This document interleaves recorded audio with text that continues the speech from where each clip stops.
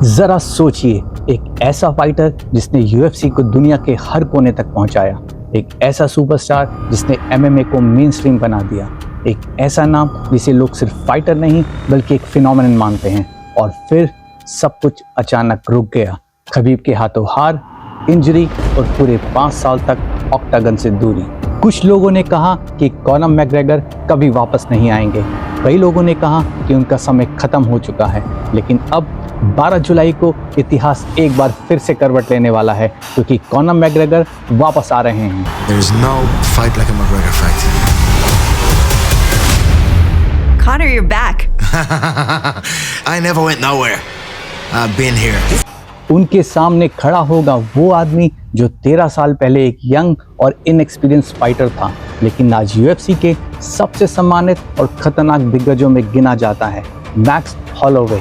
ये सिर्फ एक फाइट नहीं है, ये है past versus present, star power versus activity और कमबैक वर्सेस मोमेंटम। और शायद ये दोनों लेजेंड्स के करियर की मोस्ट इंपॉर्टेंट फाइट भी हो सकती है। क्या मैकग्रेगर 5 साल बाद भी वही जादू दिखा पाएंगे, या फिर ब्लेस्ड एरा मिस्टिक मैक के आखिरी सपने को तोड़ देगी?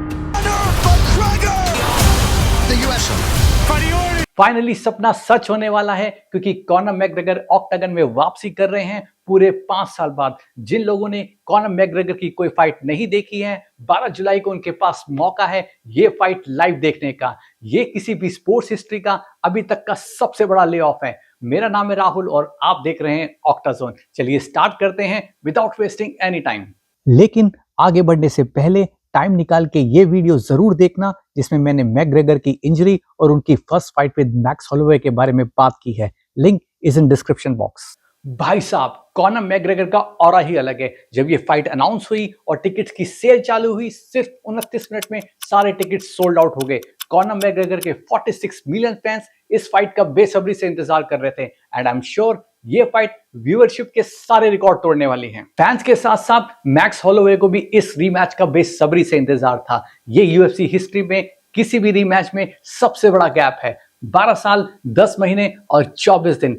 मैक्स हॉलोवे तब सिर्फ 21 साल के थे जब कॉनर मैकग्रेगर ने उन्हें यूनानिमस डिसीजन से हराया था। लेकिन अब बहुत कुछ बदल चुका है। कॉनर मैकग्रेगर एक बहुत लंबी इंजरी के बाद वापसी कर रहे हैं और उनका मानना है वो पहले से ज्यादा फिट और शार्प महसूस कर रहे हैं। और मैक्स के अगेंस्ट उन्होंने वापसी करके एक बहुत बड़ा रिस्क लिया है, क्योंकि मैक्स अब पहले से भी ज्यादा डेंजर स्ट्राइकर हो गए हैं और उनके नाम यूएफसी में है the most significant strikes.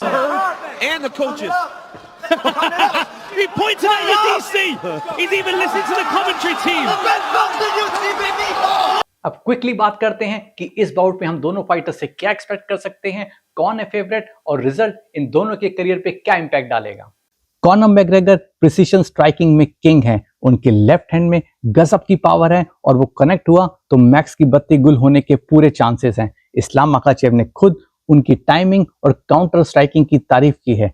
Punches ही नहीं, उनकी किक्स भी लाजवाब होती है।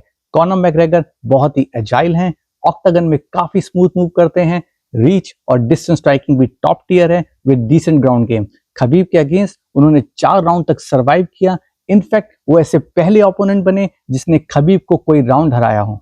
मैकग्रेगर एक लेजेंड हैं और 5 साल बाद उनका फाइट करना ये प्रूव करता है कि उन्हें इस स्पोर्ट से कितना लगाव है। नो डाउट मैकग्रेगर इस फाइट के लिए काफी मेहनत कर रहे हैं, बट उन्हें ऑक्टागन में रियल फाइट एक्सपीरियंस किए हुए जमाना हो गया है और ये एक ऐसी चीज है जो उनकी मुश्किल बढ़ा सकती है। ये फाइट वेल्टरवेट में है और वो भी पूरे 5 राउंड्स, तो उनका कार्डियो भी टेस्ट होगा इन रियल कंडीशंस। इंटरेस्टिंग होगा देखना कि सेकंड राउंड के बाद उनका स्पीड और आउटपुट कैसा रहता है।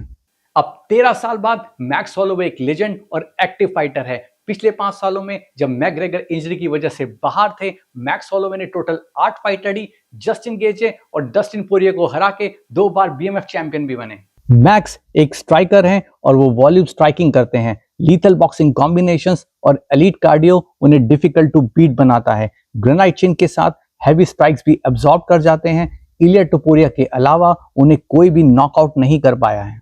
मैक्स की ड्यूरेबिलिटी और रेजिलियंस कमाल का है। इस बंदे की तो गैस ही खत्म नहीं होती। Same pace for all 5 rounds. Max को थकाना और तोड़ पाना बहुत मुश्किल है। 9 में से 7 फाइट वो डिसीजन से हारे हैं। बिटवीन द फाइट वो स्टांस भी इजीली स्विच कर लेते हैं।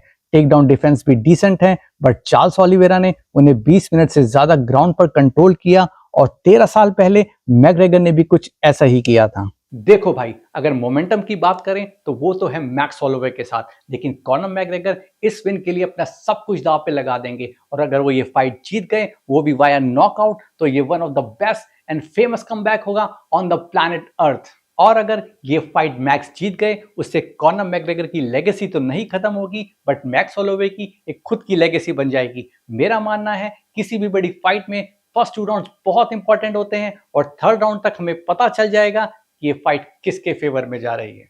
ये फाइट मैकग्रेगर के साथ साथ उनके फैंस का भी लॉयल्टी टेस्ट है। आई होप कि ये फाइट लंबी चले और 5th राउंड में हमें ये देखने का मौका मिले, बट इसकी उम्मीद थोड़ी कम ही है। You can call me Mystic Mac because I predict these things. अभी कहां जा रहे हो भाई? वीडियो खत्म नहीं हुआ, क्योंकि इस फाइट से पहले एक और धांसू फाइट है, lightweight fight between Paddy Pimblett and Benoit Saint Denis. इसके बारे में थोड़ी सी चर्चा कर लेते हैं, क्योंकि ये फाइट भी धुआं उठाने वाली है। पैडी यूएफसी में अपनी 7 फाइट विन स्ट्रीक पर थे जब जस्टिन गेजे ने उन्हें शानदार मुकाबले में यूनानिमस डिसीजन से मात दी और पैडी इंटरिम चैंपियन नहीं बन पाए, बट पैडी में वो स्किल्स और टैलेंट है कि वो कम बैक कर सकते हैं। उनका ग्राउंड गेम और सबमिशन स्किल्स एलीट लेवल का है। पैडी काफी टफ और रिजिलिएंट फाइटर हैं और उन्हें अभी तक कोई भी नॉकआउट नहीं कर पाया है। कभी भी स्ट्राइक एक्सचेंज करने से पीछे नहीं हटते और कार्डियो भी जबरदस्त है। पैडी का डिफेंस थोड़ा सा वीक है और उनके पास 1 पंच नॉकआउट पावर की कमी है। अगर एक्सपर्ट्स की माने तो ये फाइट 50-50 है, बट पैडी के ऊपर थोड़ा सा प्रेशर रहेगा क्योंकि वो अपनी लास्ट फाइट हार चुके हैं और लगातार दूसरी फाइट हारना अफोर्ड नहीं कर सकते। वहीं एक विन बीएसडी को टाइटल शॉट्स के थोड़ा और करीब ले जाएगी और यूएफसी अगर अरमान सरूकियान को ये मौका नहीं देते हैं तो आई एम श्योर ये मौका मिलेगा बीएसडी को। बीएसडी या फिर कहें कि गॉड ऑफ वॉर इस वक्त हाई इन कॉन्फिडेंस है, क्योंकि उनके पास है 4 फाइट्स विन स्ट्रीक। चारों की चारों फाइट उन्होंने फिनिश की हैं।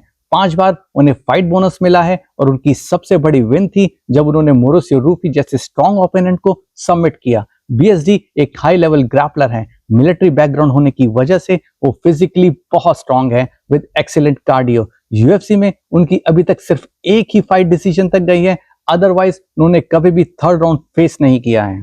बीएसडी की वीकनेस है उनका lack of head movement. Renato Moicano और डस्टिन पोरिया के अगेंस्ट ये हमें देखने को मिला। ज्यादा अटैक करने के चक्कर में उनका डिफेंस एक्सपोज हो जाता है। अच्छे स्ट्राइकर के आगे बीएसडी स्ट्राइकिंग के कंपैरिजन में रेसलिंग पर ज्यादा डिपेंड रहते हैं।